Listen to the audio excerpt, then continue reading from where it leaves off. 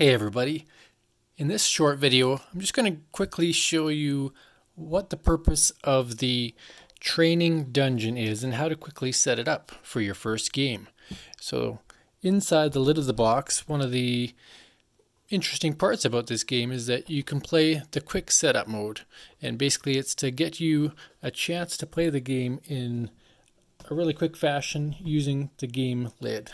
So what you do is you take the lid of the box off, set it on the table, and from there you're going to sort your dungeon tiles. Now there are a total of 60 dungeon tiles. There are 10 of each of the single ways and the dual ways, and then there's 8 of the other tiles plus start tiles, a couple blank tiles, and 4 epic party tiles. The way that it's laid out in the dungeon map is to just quickly set up in a linear motion a path for you to go through and experience some of the different mechanics of the game. So when you're sorting through the tiles, you can see the beginning tile is the one-way start tile. So there are 4 different start tiles that'll allow you to set up your map in different ways in the dungeon guide. But for this one, you would take the start tile and place it there. The next tile that you place is a one-way tile, and in the map or in the guide it's going to suggest to you that you don't use any level 2 or 3 tiles. So you can see on these tiles they have a level indicator on them, and that's to represent their difficulty setting.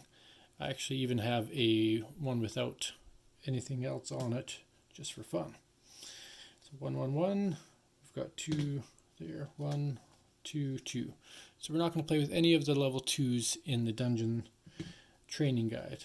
So then the rest of these you could shuffle up, and anywhere where you have a single path you would put one of these.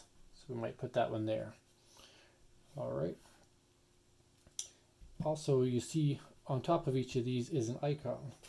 That is for the tokens. So we'll just kind of spread these out here, and all the different tokens have different effects on the game, whether it's a different size dominion or a ability. So this one here is a D6 dominion token, and again these are designed for player preference, whether you want to have the D6 side or show the actual dominion character that we've made for the game. So I'll put it for the D6 side up just as the box indicates here for simplicity's sake. So we'll put that there. Then the next one is a curve or a corner. And again, for the training dungeon, you only want level 1 tiles. So anything with a level 2, we're going to take those right out before we randomize them. Take out the 2s and only have the level 1s because they are the easier battles. We don't want you to suffer too hard on your first adventure, unless you really want to die in the dungeon.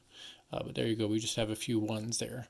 So we could shuffle those up, and in the corner, we would set 1 there. You can see we have another corner here, so we could set 1 there.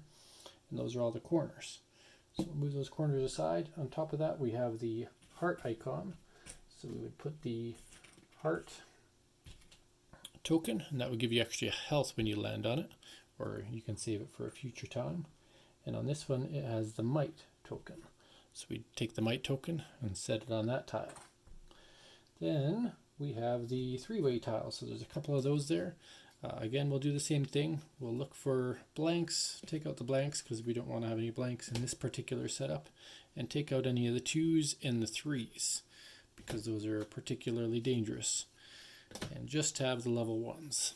We'll take those level 1s, shuffle them up so at least you have a different gameplay experience each time, and set it there and there. So anywhere where you'd have a 3-way, you would set those. Alright. But underneath those, we're going to place the respective tokens. So a D8 will go here.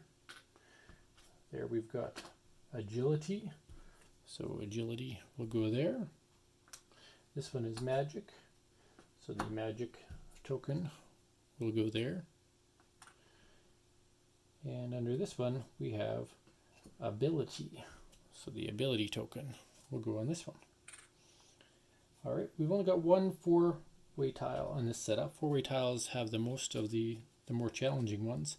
There's level 3s, level 2s, level 1, level 2, level 1, 1, 1. So we're going to take out the 2s and 3s and just get one of the random level 4 tiles. Slap that down there. That one asks for a D4 or a D10 to go on top. Alright, and then we just have the 2 or 3 different end tiles. Now one of those end tiles is asking to be the Die in the Dungeon tile. That's the epic tile. I'm just going to slide this up here so you can see a little better maybe. So you can see here we have the level 1, 2, 3, and 4 epic party tiles. At least this is all there is in the introductory or original game, and we hope to add more tiles based on the success of the Kickstarter.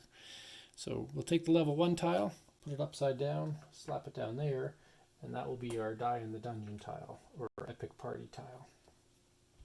Then there's 2 of the regular dead end tiles, and again going through, keeping it simple, only keeping the level 1s and removing any level 2s so you don't have to fight any of the harder tiles. So we would shuffle those up and put a tile here. That one has a D20, so I would take the D20 Dominion token, put it there, and put another one here with the D12 token. And there you have it. You can see in a very short amount of time, actually we're at about, if I wasn't explaining it, that would be a 5-minute setup. You've got the whole dungeon set up there. So all of the extra tokens would be pulled aside and your dungeon is ready to play. What you would do from there is pull forth your creature board of choice. So we'll use the iconic die roller for this game. I'm not going to play through the game right now. I'm just going to show you a quick setup. So there you go. We've got our dungeon. We've got our die roller. What we do with the die roller is take our stat dice out of the bag. And when it comes to setting up your stat dice, you always take a D4 for your ability. And you'll start the game with 1. And you'll take a D20 for your time, always starting at 20. So put that there. Then you've got your 4 stats, and that is your personal choice where you want to place these. How do you want to have your character depicted today, your creature? So maybe our die roller wants to be loaded with magic, so we could put the D12 under magic. Then we have a D10, a D8, and a D6. Maybe this die roller is particularly slow, but they've got a little bit of strength. So we'll put the D8 for their strength, and then it's a healthy Dominion, so we'll put its health at 10. So those are its stats to start the game. You always start at max die values, and throughout the game you may upgrade them and other things can happen.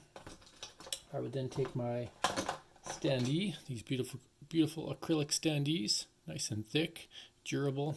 I really like how these turned out. So we're going to take our standee and that will go on the start tile right there.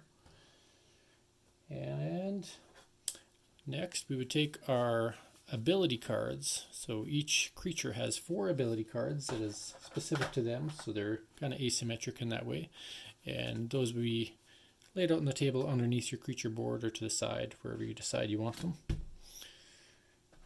You would take the whole stack of hero cards. They could be spread out by class, but it's not required. You could leave them in one stack. There's no randomization. You do not shuffle these.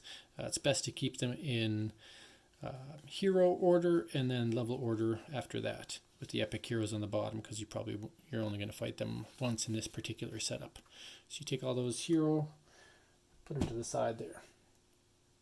The extra dice you can take out and set on the side of the table. You will be using those to roll and for upgrading. And then last but not least, you would require the hero board. So you would take the hero chart and you could set that to the side or up above or to the left. We'll set it here for now, and that gives you a quick reference of whatever every hero ability has.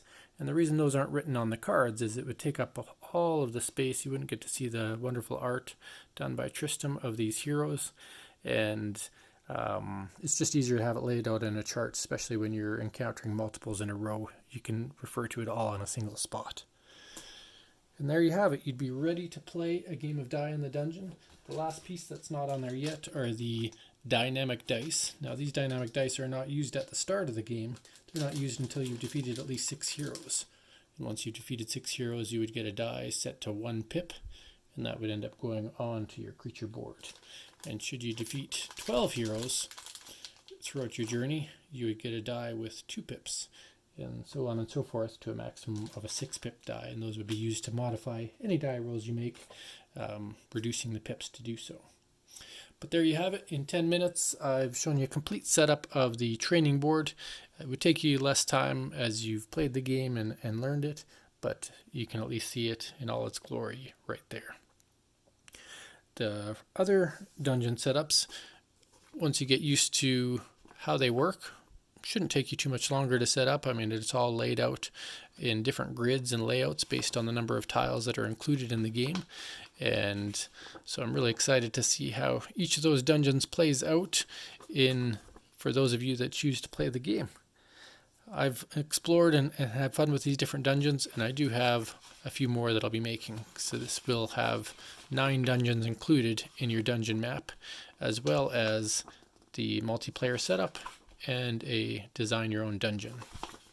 But regardless, that was the training dungeon setup that's included on the inside of the box, so that you can teach new players or yourself, or just have a quick game instead of trying to set up a massive dungeon on your table. So thank you for watching the training dungeon setup, and I hope to share some more videos with you of this wonderfully beautiful prototype in the near future. Take care.